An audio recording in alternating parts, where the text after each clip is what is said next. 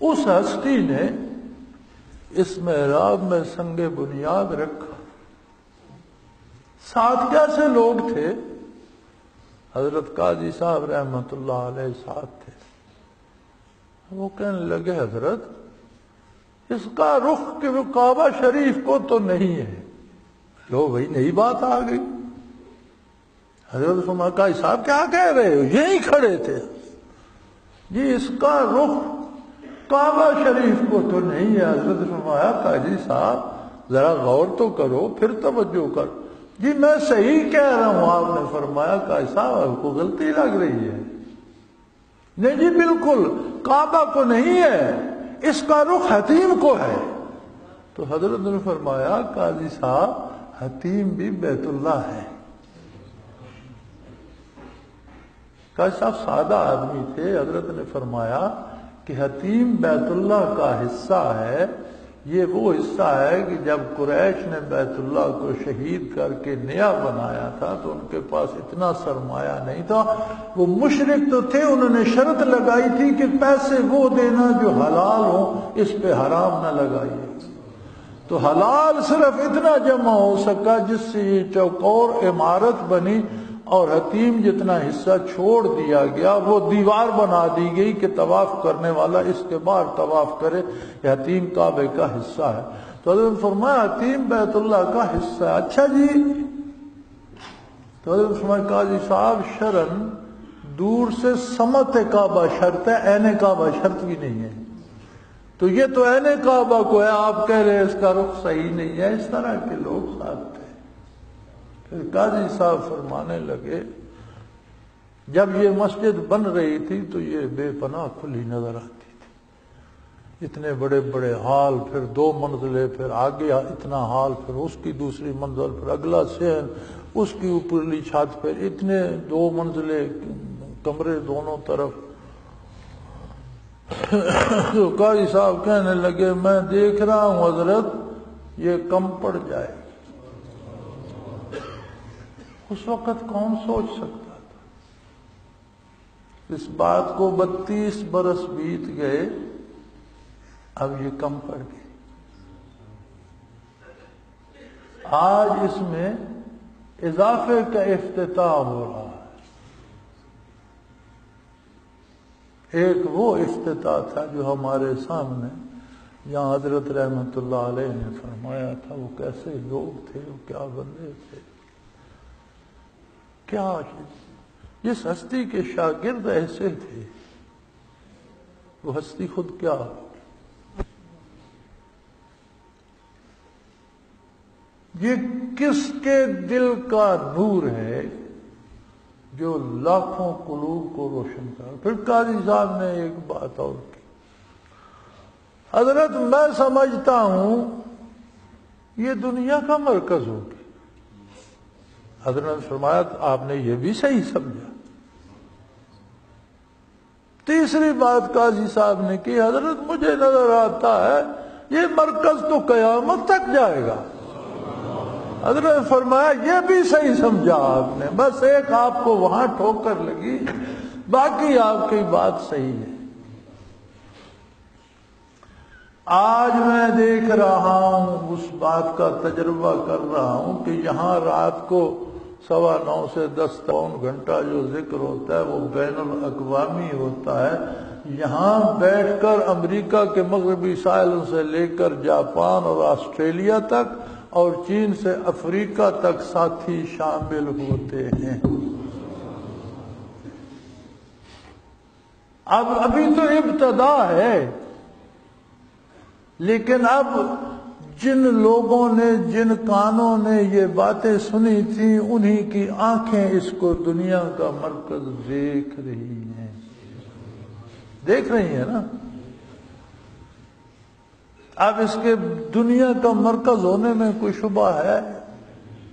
بین الاقوامی مرکز ہے نا. اب عرب شریف میں جو لوگ حرمین کی حدود میں رہتے ہیں ان میں بھی کتنے لوگ ہیں جو رات کو اس مرکز کے ساتھ ذکر قلبی کر رہے ہوتے.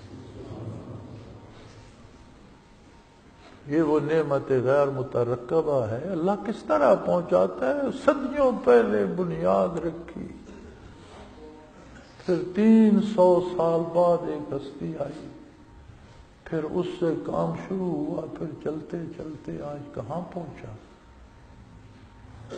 اللہ ایسے انشاءاللہ قیامت تک قائم رکھے۔ یہ عام افتتاح نہیں ہے، وہ جو افتتاح ہم نے دیکھا تھا، ہمارے پاس وہ قیامت کو پیش کرنے کا سرمایہ ہے۔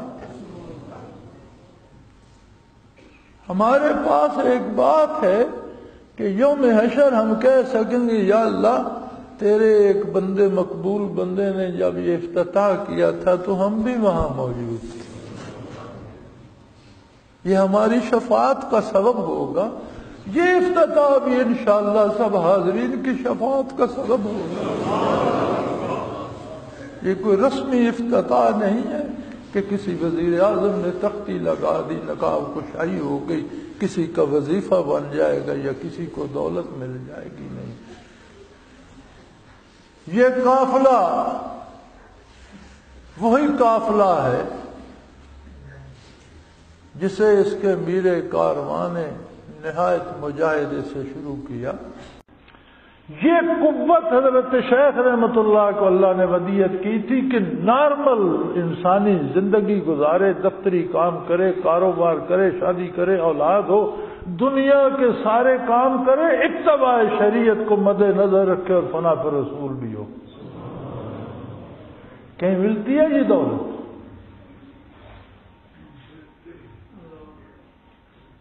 یہ جو آپ لوگ تشریف فرمائے، کون تارک کے دنیا ہے آپ میں سے؟ دنیا کے سارے کام کرتے ہیں، ایک ہی پابندی ہے کہ شریعت کے خلاف نہ ہو۔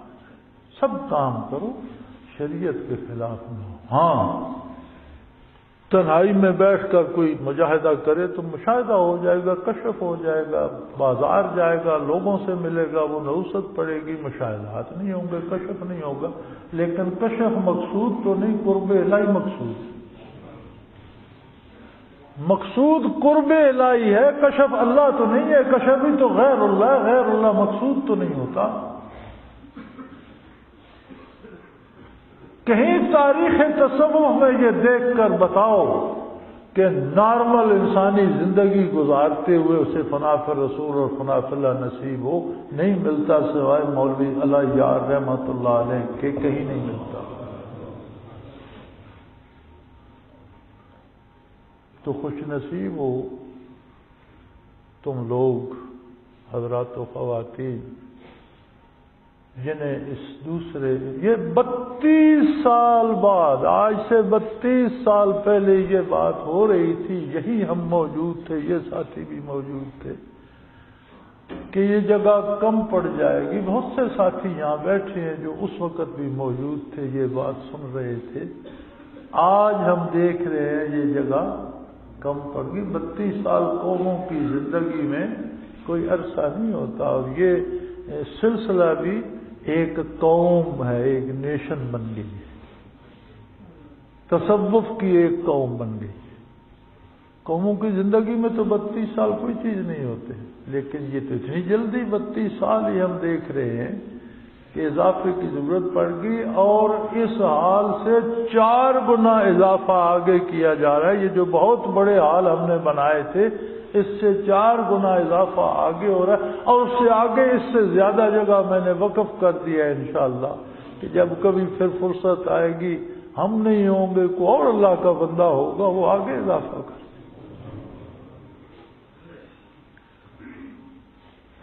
انسان کو چلے جانا ہے، لیکن اس مرکز کو رہنا ہے۔ یہ غزوۃ الہند بھی دیکھے گا، اور یہ عیسیٰ علیہ السلام اور حضرت مہدی رحمۃ اللہ علیہ کا جہاد بھی دیکھے گا۔ اور یہ بھی حضرت نے فرمایا تھا کہ اس جماعت کے لوگ حضرت مہدی کے جہاد میں بھی شرکت کریں گے۔